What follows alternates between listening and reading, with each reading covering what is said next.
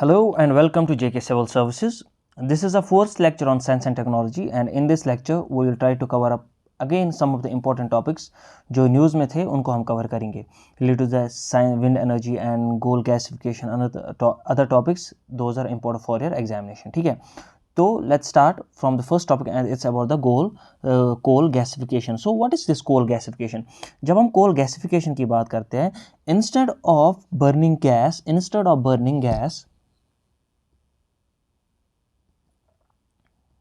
we are converting coal into a synthetic gas. हम कोल को किस में कन्वर्ट करते हैं? सिंथेटिक गैस को, जिसको हम सिन गैस भी बोलते हैं। बजाय हम कि बर्निंग करें किसका, गैस का, we are converting this coal into a synthetic gas, और जिसे हम सिन गैस भी कहते हो। और ये जो सिन गैस है, इट्स क्या होता है syngas? It's a combination और the mixture of hydrogen and carbon monoxide. These are the major constitution of this syngas. और इसमें अगर हम बोले स्मॉल कॉन्स्टिट्यूएंट्स में भी इसको जैसे कार्बन डाइऑक्साइड और H2S दैट्स हाइड्रोजन सल्फाइड भी पाया जाता है, और मिथेनॉल भी इसमें पाया जाता है, that's called the syn gas. और सिन गैस जो है ये प्रोड्यूस करता है energy fuels for the conversion of electricity, because this coal gasification is used for the conversion of electricity। और इसमें जब हम यूज़ करते हैं, ये प्रोड्यूस करता है मिथेनॉल, प्रोड्यूस करता है इथेनॉल, प्रोड्यूस करता है अमोनिया, पेट्रोकेमिकल प्रोडक्ट्स जो प्रोड्यूस करता है। और इस कोल गैसिफिकेशन को हम कन्वर्ट किस में करते हैं? Instead of burning gas we are converting this into a syn gas, that's a synthetic gas. It's use for the conversion of for the electricity generation. और अगर हम कोल गैसिफिकेशन की बात करेंगे, अब this coal gasification involves conversion of coal into synthetic gas or syngas, that's a mixture of hydrogen and carbon monoxide। ठीक है। और अगर हम बजट की बात करेंगे, बजट 2022-23 में जो है सेंट्रल गवर्नमेंट प्रपोज किया 4 coal gasification plants in India. कितने? 4 कोल गैसिफिकेशन प्लांट्स इंडिया में बनाए जाएंगे। और अगर हम फर्दर कोल गैसिफिकेशन की बात करेंगे, it's considered to be a cleaner option than burning of coal.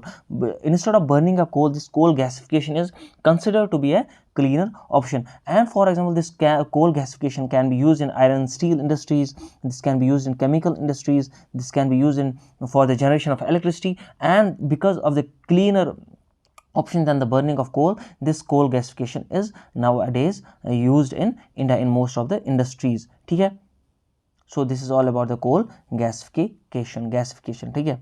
So let's move to the second topic, that's about the shale gas. What is this shale gas? This shale gas, it's a mixture of hydrocarbons and the primary component is methane। क्या है? The mixture of hydrocarbons and the primary component is methane. This is what we call as shale gas. When we talk about this shale gas is found below the conventional crude oil deposit. What is this? For example, अगर हमारा ऊपर coal oil deposit है, पहले coal found किया जाता है, कोल के नीचे आपको क्रूड ऑयल फाउंड किया जाता है, उस क्रूड ऑयल के नीचे आपको शेल गैस फाउंड किया जाता है। ठीक है। अगर हम बात करेंगे किसकी? क्रूड ऑयल की। क्रूड ऑयल आपका एट 1500 मीटर्स पे फाउंड किया जाता है, और उसके नीचे जो है below conventional crude oil deposit आपका क्या है? That's deeper, that's shale gas, that's between 2500 to 5000 metres के बीच में इसको फाउंड किया जाता है। So shale gas is found below conventional crude oil deposit, this is true। So and the mixture of hydrocarbons, that's primary components methane in shale gas। ठीक है। अगर हम बात करेंगे अब और शेल गैस की, इसमें एक हाइड्रोलिक फ्रैकिंग होता है, और इसको हम हाइड्रोलिक फ्रैक्चरिंग भी होता है, जिसकी वजह से इसको एक्सट्रैक्ट किया जाता है शेल गैस को। कहाँ से? हाई वाटर यूसेज से। हाई वाटर यूज़ किया जाता है to extract this shale gas from the earth. ठीक है। और क्या होता है इस हाइड्रोलिक फ्रैकिंग में और हाइड्रोलिक फ्रैक्चरिंग में क्या होता है?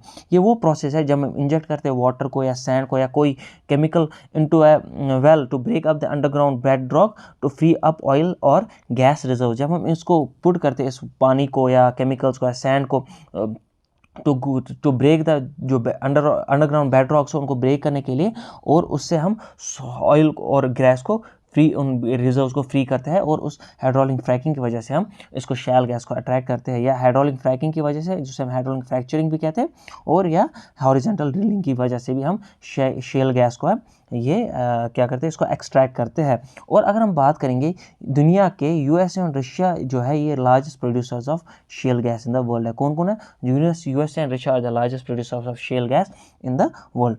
So this is all about the shale gas. Now let's talk about the perovskite solar cells. What are these perovskite solar cells? ये जो solar cells है ये हाइब्रिड ऑर्गेनिक और इनऑर्गेनिक लेड और टिन बेस्ड मटेरियल होता है। क्या होता है? हाइब्रिड क्या है? ऑर्गेनिक और इनऑर्गेनिक लेड और टिन बेस्ड मटेरियल होता है। और ये जो पेरोस्काइट सोलर सेल्स है ये एफिशिएंट है, मोर एफिशिएंट है और लेस एक्सपेंसिव है क्या as compare to silicon solar cells. Silicon solar cells से जो ये सारी सेल्स है ये एफिशिएंट ज़्यादा है और ये लेस एक्सपेंसिव भी as compare to silicon solar cells है। अगर हम बात करेंगे इनकी स्ट्रक्चर की तो इनका स्ट्रक्चर सेम क्रिस्टल स्ट्रक्चर है, ये as mineral calcium titanium oxide के जैसा है। अगर हम बात करेंगे for example it's like that combination of any compound like ABX3, A is calcium, B is titanium and its oxide. So the perovskite has same crystal structure as mineral calcium titanium oxide से इसका same structure होता है, ठीक है। और अगर हम बात करेंगे इन सेल्स की, ये सेल जो है फ्लेक्सिबल है, आपकी सेल्स ये थिन है, इनका लाइट वेट है, और ये आज रिसेंटली बहुत ज़्यादा यूज़ करी जाती है because they are more efficient and they are less expensive these cells as compare to silicon solar cells. और these are use to this help in mitigation of the climate change. Climate change को mitigate करने में these cells help us. So these are perovskite solar cells, these were recently in news, ठीक है। चलिए अब बात करते हैं विंड एनर्जी इन इंडिया, क्योंकि एक प्रोजेक्ट था जो फोविंड है वो रिसेंटली न्यूज़ में था, इसकी वजह से जो है विंड एनर्जी आपके लिए इंपॉर्टेंट टॉपिक बन रहा है। देखिए विंड्स दो तरह की होती है, एक तो ऑनशोर होती है और ऑफशोर विंड्स होती है, ऑनशोर एंड ऑफशोर विंड्स। अगर हम ऑनशोर विंड्स की बात करेंगे ये तो होती है 100 मीटर एबो ग्राउंड लेवल से, ये 100 मीटर एबो होती है और इनकी विंड स्पीड कितनी होती है 15 किलोमीटर पर आवर। और जो ये ऑनशोर विंड्स है, ऑनशोर विंड्स कहाँ पे हो? ऑन लैंड होती है, these are from sea to land, from sea to land. और अगर हम ऑफशोर विंड्स की बात करते हैं, ये जो ऑफशोर विंड्स है ये वाटर बॉडीज पे होती है and these winds are from land to sea, ये याद रखिएगा, लैंड टू सी। जब हम ऑनशोर विंड्स की बात करते हैं, ऑनशोर विंड्स कहाँ से होती है? From sea to land. और जब हम ऑफशोर विंड्स की बात करते हैं, और ऑफशोर विंड्स कहाँ से होती है? फ्रॉम लैंड टू सी। अगर हम आप बात करेंगे विंड एनर्जी इंडिया के बारे में करेंगे बात, इंडिया जो है 4th largest wind energy power capacity in the world है। इंडिया के पास कौन सी है? India has the 4th rank in the production of wind energy in the power capacity in the world. अगर हम पहले 3 कंट्रीज़ की बात करेंगे, हाईएस्ट प्रोडक्शन किसके पास है wind energy in the world? पहला चाइना है, दूसरे नंबर पे यूएसए है, एट तीसरे नंबर पे in terms of wind energy that's Germany. And what is the rank of India? India की रैंक कितनी है? 4th रैंक है किसकी? इंडिया की। So the largest what we call as the wind energy countries in the capacity energy countries in the world are that's China, USA, Germany and India's rank is 4th। अगर हम बात करेंगे Tamil Nadu and Gujarat जो है India के largest industrial जो wind energy capacity है वो कहाँ पे? तमिलनाडु और गुजरात में। पहले नंबर पे तमिलनाडु और गुजरात दूसरे नंबर पे। So Gujarat and Tamil Nadu have the largest installed wind energy capacity in India. अगर हम बात करेंगे फोविंड की, फोविंड एक रिसेंटली प्रोजेक्ट है गवर्नमेंट ऑफ इंडिया का, और ये एक ऑफशोर विंड प्रोजेक्ट है जो डेवलप कर रहा है गवर्नमेंट ऑफ इंडिया। और क्यों कर रहा है develop? For the production of wind energy power capacity in India. This is about the FOWIND. It can be asked in examination what is FOWIND? FOWIND is a project for offshore wind energy development in India, ठीक है। So this all about wind energy in India. चलिए अब कुछ जानते हैं biofuels के बारे में। अगर हम इंडिया की बात करेंगे, अगर हम बायोफ्यूल्स की बात करेंगे, इसमें जो मिथेनॉल यूज़ होता है, जो methanol can be use directly और can be blended with petrol. जो ये मिथेनॉल है इसको हम डायरेक्टली यूज़ कर सकते हैं और इसको ब्लेंड कर सकते हैं किसके साथ? पेट्रोल के साथ है, तो पेट्रोल के साथ इसको ब्लेंड भी कर सकते हैं। अगर हम ब्लेंडिंग की बात करते हैं, अगर B5 की ब्लेंड की बात करते हैं, इसका मतलब है 5% of blending mixture of biodiesel. कितना? B5 ब्लेंडिंग, B5 क्या होता है? इसका मतलब 5% ब्लेंडिंग ऑफ बायोडीजल। अगर हम B20 की बात करते हैं, it means that 6 to 20% blending of biodiesel, कितनी 60-20% ब्लेंडिंग ऑफ बायोडीजल। अगर हम बात करते हैं B100 की, ये जो B100 है is the purest form of biodiesel, it means that 100% is biodiesel. It's इसमें क्या है, इसमें ब्लेंडिंग नहीं है, it's the 100% of biodiesel, purest form of biodiesel is B100। और जो ये मिथेनॉल है, मिथेनॉल को हम यूज़ कर सकते हैं डायरेक्टली, और जिस मिथेनॉल के अलग भी ब्लेंडेड विद द पेट्रोल। और B100 जो है ये प्योरेस्ट फॉर्म है किसका, बायोडीजल का। एंड बायोडीजल जो है आपका ऑब्टेन कर सकते हैं किसका, स्लॉटर चिकन वेस्ट से भी आपका बायोडीजल हम ऑब्टेन कर सकते हैं। एक नीति आयोग का रिपोर्ट है, नीति आयोग का रिपोर्ट है, नीति आयोग को हम पहले क्या बोलते थे, प्लानिंग कमीशन भी बोलते थे, किसको, नीति आयोग को क्या बोलते थे, प्लानिंग कमीशन बोलते थे हम नीति आयोग को। और रिसेंटली 2015 में नीति आयोग प्लानिंग कमीशन का चेंज किया गया नाम, उसको रखा गया था नीति आयोग। अगर हम अप्रोच की बात करेंगे, जो प्लानिंग कमीशन था उसका का काम था कि वो टॉप टू बॉटम जो उसको अप्रोच था, बट इसका जो नीति आयोग का अप्रोच है वो बॉटम टू टॉप है, ठीक है। ग्रास रूट लेवल्स पे काम करता है कौन, नीति आयोग। तो नीति आयोग का एक रिपोर्ट है जिसे हम मिथेनॉल इकोनॉमी कहते हैं, मिथेनॉल इकोनॉमी। और ये कहाँ से हम मिथेनॉल कहाँ से हम गेट कर सकते हैं, कैसे हम कहाँ से डिराइव कर सकते हैं, किस चीज़ से डिराइव करते हैं। जैसे एक हाई ऐश कोल है वहाँ से डिराइव कर सकते हैं, अगर हम एग्रीकल्चर वेस्ट है वहाँ से डिराइव कर सकते हैं, अगर for example thermal power plants वहाँ से डिराइव कर सकते हैं, नेचुरल गैस से डिराइव कर सकते हैं, और एक like that municipal solid waste या कोल से हम डिराइव मिथेनॉल को कर सकते हैं। So this was from the methanol economy from the NITI Aayog. और when it comes to the biodiesel, this biodiesel in the biodiesel methanol can be used directly और can be blended with the petrol, this is true, and B100 is the purest form of biodiesel, ठीक है। और अगर B5 होता है, it means the 5% of the 5% blending of biodiesel होता है। B20 में 60-20% ऑफ द ब्लेंडिंग होता है, और B100 में क्या होता है, इस ब्लेंडिंग इज 100% इज बायोडीजल, ठीक है। This is the purest form of biodiesel, and biodiesel can be obtain from slaughter chicken waste से भी हम अपना बायोडीजल को ऑब्टेन कर सकते हैं।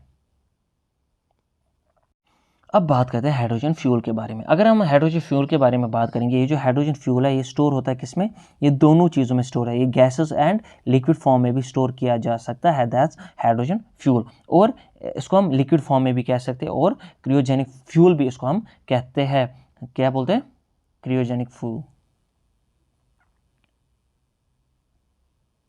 फ्यूल भी इसको कहते हैं, और उसको हम स्टोर करते हैं gases as well as liquid form में। अगर हम बात करेंगे अब hydrogen power fuel cell electric vehicle जो है, जो hydrogen power fuel cell electric vehicles होते हैं उनको जो है zero polluting tail pipe emissions उसमें होता है। What is this zero polluting tail pipe emission, इसमें जो है जो एग्जॉस्ट वाटर होता है वो होता है क्या, जीरो पोल्यूटिंग होता है, उसको जो पोल्यूशन है ऑलमोस्ट नेग्लिजिबल होता है। और इंडिया की बात अगर करेंगे, इंडिया जो पार्ट है हाइड्रोजन वैली प्लेटफॉर्म का एक मेंबर है, उसका पार्ट है कौन, इंडिया। आपसे पूछा जा सकता है is India the part of hydrogen valley platform, yes India is a part of hydrogen valley platform. और जो ये हाइड्रोजन फ्यूल है ये किसके अंदर आता है, ये मिनिस्ट्री ऑफ पावर जो है एक नोडल मिनिस्ट्री ऑफ किसकी, ग्रीन हाइड्रोजन प्रोडक्शन की एक नोडल एजेंसी जो है वो है गवर्नमेंट ऑफ इंडिया की, कौन से, ministry of power is the nodal agency for green hydrogen production.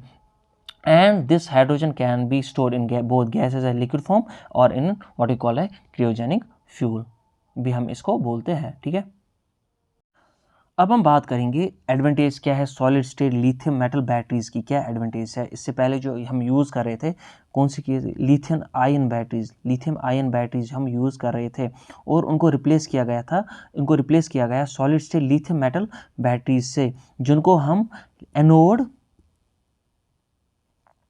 Lithium metal भी कहते हैं, ठीक है। क्या, एनोड लिथियम मेटल भी इनको हम कहते हैं। अगर हम बात करेंगे एनोड और कैथोड की, ये जो एनोड है, एनोड पे क्या आपकी होती है, एनोड पे आपकी ऑक्सीडेशन होती है, और कैथोड पे आपकी रिडक्शन होती है। आपका एनोड जो है पॉजिटिव होता है और कैथोड का आपका रिडक्शन नेगेटिव होता है। अब इसको याद कैसे रखें, एनोड पॉजिटिव होता है, कैथोड में रिडक्शन होती है, एनोड पे ऑक्सीडेशन होती है, कैथोड नेगेटिव होता है। कैसे हम इसको याद रखें, एन ऑक्स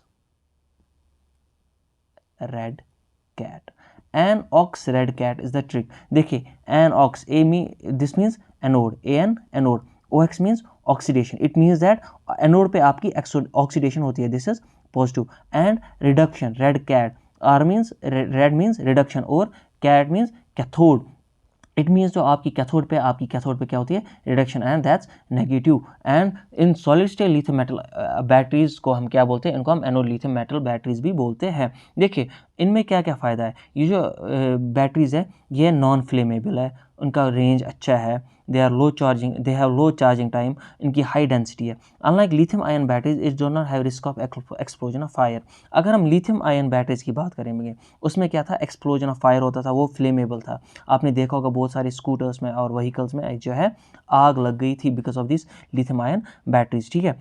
वो क्या है, flammable. Unlike lithium ion batteries, it use solid electrolytes, it use what, it use solid electrolytes, ठीक है। कौन, solid state lithium metal batteries. और जो ये solid state lithium batteries, it does not need a separator, इसको separator use नहीं होता है किसमें, एसएसबी में, solid state lithium metal batteries में। और इसकी जो डेंसिटी है वो हायर है, किसकी, एसएसबी की, solid state lithium metal batteries की जो डेंसिटी है वो हायर है। अगर हम बात करेंगे डेंसिटी किसकी, लिथियम आयन बैटरी की, वो फ्लेमेबल है, उसकी लिमिटेड रेंज होती है, उसका जो चार्जिंग टाइम है वो ज़्यादा होता है, और उसकी जो एनर्जी डेंसिटी है वो क्या होती है, लो होती है। So these are the adventures of solid state lithium metal batteries, ठीक है। देखिए अब बात करते हैं माइक्रोबियल फ्यूल सेल्स के बारे में। ये जो माइक्रोबियल फ्यूल सेल्स है उनको हम इलेक्ट्रोकेमिकल फ्यूल सेल भी बोलते हैं, बायो इलेक्ट्रोकेमिकल फ्यूल सेल्स भी हम इनको बोलते हैं, क्या बोलते हैं, बायो इलेक्ट्रोकेमिकल फ्यूल सेल्स भी हम इनको बोलते हैं, किनको, माइक्रोबियल फ्यूल सेल्स को। और जो माइक्रोबियल फ्यूल सेल्स है ये कन्वर्ट करते हैं केमिकल एनर्जी को इनटू इलेक्ट्रिकल एनर्जी। किस में कन्वर्ट करते हैं, जो केमिकल एनर्जी होती है इन माइक्रोबियल फ्यूल सेल्स की, ये माइक्रोबियल फ्यूल सेल्स जो है केमिकल एनर्जी को किस में कन्वर्ट करती है, इलेक्ट्रिकल एनर्जी में कन्वर्ट करती है। और अगर हम माइक्रोबियल फ्यूल सेल्स की बात करेंगे, ये they can be use for waste water treatment and treating industrial effluents, that there are industrial effluents, that industrial discharge को हम ट्रीट करने में यूज़ कर सकते हैं यार, वेस्ट वाटर ट्रीटमेंट को हम इस यूज़ कर सकते हैं। और जो हमारे माइक्रोबियल फ्यूल सेल्स है ये हमारी फूड को यूज़ करता है, एंड ये केमिकल एनर्जी को कन्वर्ट करता है किसमें, इलेक्ट्रिकल एनर्जी में। अगर हम activity of microbial fuel cell की करेंगे, ये डिपेंड करता है किस पे, पीएच वैल्यू पे, इसके पीएच पे डिपेंड करता है। अगर आपका हायर पीएच है तो इट मीन्स आपकी हायर एक्टिविटी है, और अगर आपका लोअर पीएच है इट मीन्स दैट आपका जो है लोअर एक्टिविटी है। So this activity of microbial fuel cell is depend on the pH value as well. So this is about the microbial fuel sales.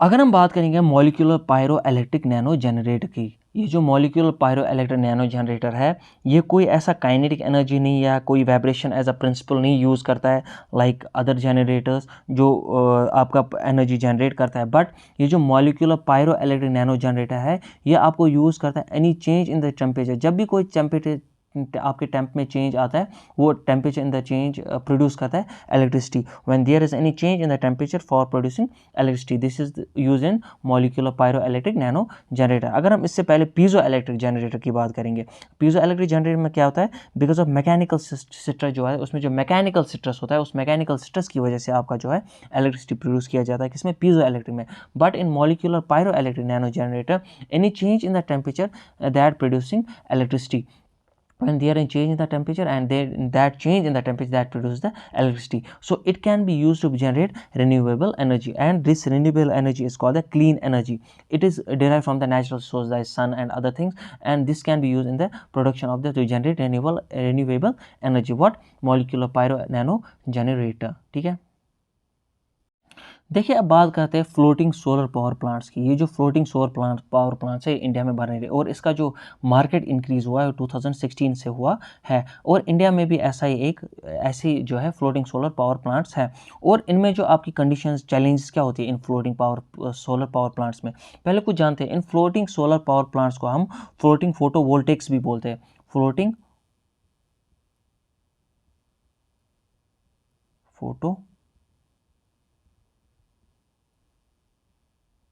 वोल्टिक्स और फ्लोट वोल्टिक्स भी हम बोलते हैं, और फ्लोट वोल्टिक्स भी हम इनको बोलते हैं, ठीक है। क्या बोलते हैं इनको, फ्लोटिंग सोलर पावर प्लांट्स को क्या हम बोलते हैं, फ्लोटिंग फोटो वोल्टिक्स बोलते हैं और फ्लोट वोल्टिक्स भी बोलते हैं। ये जो वो ऐसे स्ट्रक्चर्स है जो float on the body of water करते हैं, like that of lakes and ponds पे ये फ्लोट करते हैं, और वो क्या वहाँ से आपका इलेक्ट्रिसिटी जनरेट करता है, ठीक है। अगर हम रिसेंटली अब इंडिया की बात में करेंगे, इंडिया में एक जगह है मध्य प्रदेश में जिसको हम खांडवा बोलते हैं। क्या बोलते हैं? खांडवा। और ये कहाँ पे? मध्य प्रदेश में ये खांडवा है। और यहाँ पे है फ्लोटिंग सोलर पावर प्लांट यहाँ पे है। एंड ये बोला जा रहा है कि it's said to be the world's largest floating solar plant जो इंडिया में ये बन रहा है, इसको हम बोल रहे हैं कि it will be the world's largest floating solar power plant. और इसकी कैपेसिटी कितनी होती है? It will generate 600 megawatts of power by 2022-23 तक ये आपका 600 मेगावाट जो है पावर जनरेट करेगा। और इसका जो कॉस्ट बोला जाता है दैट्स ₹3000 करोड़। किसका? इस फ्लोटिंग सोलर पावर प्लांट जो कौन सा है? खांडवा जो है, खांडवा कहाँ पे? मध्य प्रदेश में, ठीक है। और ये कहाँ पे? एक डैम है वहाँ पे, नर्मदा रिवर पे एक डैम है जिसको हम बोलते हैं ओमकारेश्वर डैम। और इसी ओमकारेश्वर डैम जो नर्मदा रिवर पे है, जो खांडवा मध्य प्रदेश में है, वहाँ पे ये फ्लोटिंग सोलर पावर प्लांट बन रहा है। अब जानते हैं इसके साथ चैलेंज एसोसिएट क्या होती है। अगर आपको ये कंस्ट्रक्ट करना है, आपको floating solar power plant construct करना है, तो आपका assessment of water bed topography है। जो वाटर बेड टोपोग्राफी है उसको असेस करना है, क्या can it bear the load of this floating solar power plant और not, what is the rising cost, because to build up this huge floating water solar power plants the rising cost are high, it can create inflation in the system also, ठीक है। these rising cost solar power plant because when there is increase the price of goods and services, that's called inflation। and इसमें ये चीज़ हो सकती है, rising cost हो सकता है। एंड इसमें डिप्रिशिएट होता है materials install, because you have think about the galvanization और या रस्टिंग हो सकती है जो चीज़ों की जो आप इंस्टॉल करोगे इस फ्लोटिंग सोलर पावर प्लांट्स में, उस चीज़ का आपका सोचना है क्या ये मटेरियल्स, हमें कौन से मटेरियल्स यूज़ करने सो दैट हम इसके जो रस्टिंग से है और बाकी चीज़ों से हम बचे, तो उन जैसे मटेरियल्स को आपको ढूंढना है, ठीक है। This was about the floating solar power plant. अब बात करते हैं मोल्टन सॉल्ट न्यूक्लियर रिएक्टर जो है इंडिया में बन रहा है। और इसका जो मोल्टन सॉल्ट न्यूक्लियर रिएक्टर है ये यूज़ करता है न्यूक्लियर फिशन रिएक्टर है। क्या है? न्यूक्लियर फिशन रिएक्टर है। कौन? Molten salt nuclear reactor in India. और इसका जो फ्यूल है it's a molten salt mixture. Molten salt mixture इसका क्या है? फ्यूल है। कौन? किसका? मोल्टन सॉल्ट न्यूक्लियर रिएक्टर, या न्यूक्लियर फिशन रिएक्टर है। और ये कहाँ पे बन रहा है? और यहाँ इंडिया में बन रहा है। और बाबा एटॉमिक रिसर्च सेंटर जिसको बाग बोलते हैं वो बिल्ड करा है किसको? मोल्टन सॉल्ट न्यूक्लियर रिएक्टर को। और इसमें जो है आपका थोरियम यूज़ होता है। क्या यूज़ होता है? थोरियम यूज़ होता है इंस्टेड ऑफ यूरेनियम। यूरेनियम की जगह आपका थोरियम यूज़ होता है। और अगर हम मोल्टन सॉल्ट न्यूक्लियर रिएक्टर की बात करेंगे और जो यूज़ होगा इसमें थोरियम होगा, किसकी जगह यूज़? यूरेनियम की जगह यूज़ होगा। और अगर हम बात करेंगे मोल्टन स्टेट न्यूक्लियर रिएक्टर की, और इसका जो बाई प्रोडक्ट होता है वो कौन सा होगा? प्लूटोनियम इसका बाई प्रोडक्ट होगा। और ये जो प्लूटोनियम होता है ये यूज़ किसके लिए होता है? वेपन्स के लिए यूज़ किया जाता है। और ये इसका बाई प्रोडक्ट है, ठीक है। और ये कहाँ पे बन रहा है? ये इंडिया में बन रहा है। और उसको कौन बना रहा है? Bhabha atomic research is building it can be ask in your examination that molten salt nuclear reactor in India is, and कौन सी ऑर्गेनाइजेशन या कौन सा डिपार्टमेंट इसको बना रहा है? That's Baba atomic research centre is building it, ठीक है। अब बात करते हैं हम लास्ट टॉपिक की, दैट्स ग्राफीन इनोवेशन सेंटर की। ये जो ग्राफीन इनोवेशन सेंटर है आपका, ये कहाँ पे आपका बन रहा है? थ्रिसूर डिस्ट्रिक्ट ऑफ केरला में ये आपका बन रहा है। और इसको बोला जा रहा है इंडिया में that's it's safe haven for new ideas का सेफ हेवन है। क्या? ये ग्राफीन इनोवेशन सेंटर। और ये जो ग्राफीन इनोवेशन सेंटर आपका है it will be constructed through a public private partnership. PPP model से इसको बनाया जाएगा, दैट्स पब्लिक प्राइवेट पार्टनरशिप। और ये जो ग्राफीन इनोवेशन सेंटर है ये किसका है? ये एक जॉइंट वेंचर है। किसका है? डिजिटल यूनिवर्सिटी ऑफ केरला का। डिजिटल यूनिवर्सिटी ऑफ केरला का एक जॉइंट वेंचर है। किसके साथ? Centre for materials for electronics technology and Tata steel limited. किसका जॉइंट वेंचर है? एक तो जॉइंट वेंचर है digital university of Kerala, centre for materials for electronics technology and Tata steel limited के साथ एक जॉइंट वेंचर है। और इस ग्राफीन इनोवेशन को हम क्या बोल रहे हैं? It's a safe haven for new centres, safe haven for new ideas. आपसे ये पूछा जा सकता है that graphene innovation centre is located in the Thrissur district of Kerala. So this is all for today. Thank you very much.